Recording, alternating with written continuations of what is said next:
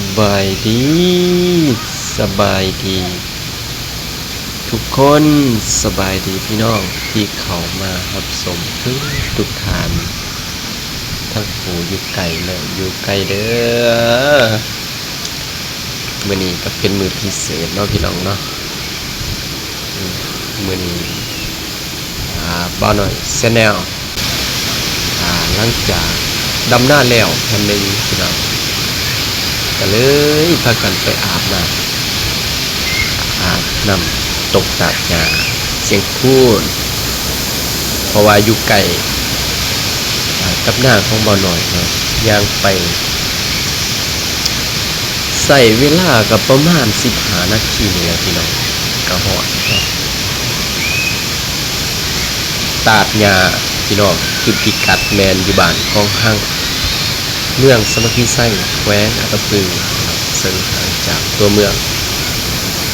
ประมาณ15กิโลเมตรเนาะแล้วก็เป็นอีกตาดหนึ่งพี่น้องที่อยากนำเสนอแท้ๆถึงให้ทุกคนเนาะอยากให้ทุกคนเปิดใจลองมาท่องเที่ยวดื่มด่ำกับธรรมชาติดื่มด่ำสัมผัสกับธรรมชาติเนาะ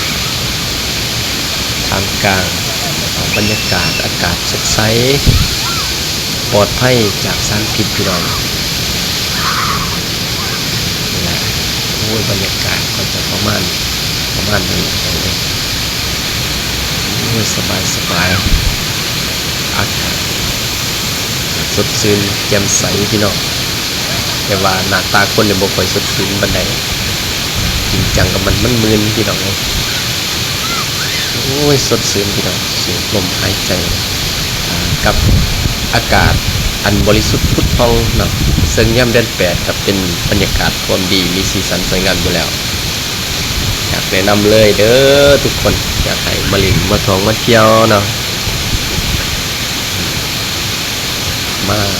มาชมกับอากาศดีๆแบบนี้ไทยคลิปนี้กับบ่มีหยังเนาะขอขอบใจสำหรับทุกคนที่เข้ามาเบิ่งมาส่องของบ่าวน้อยแชนแนลเด้อขอให้ทุกคนร่ำๆรวยๆปังๆถึกเลข6โตขอบใจหลายๆทุกท่านเด้อกาสิอำลาพระจากด้วยภาพที่สดชื่นแจ่มใสกับอากาศเนาะยามแผ่นๆทั้งขอบใจหลายๆ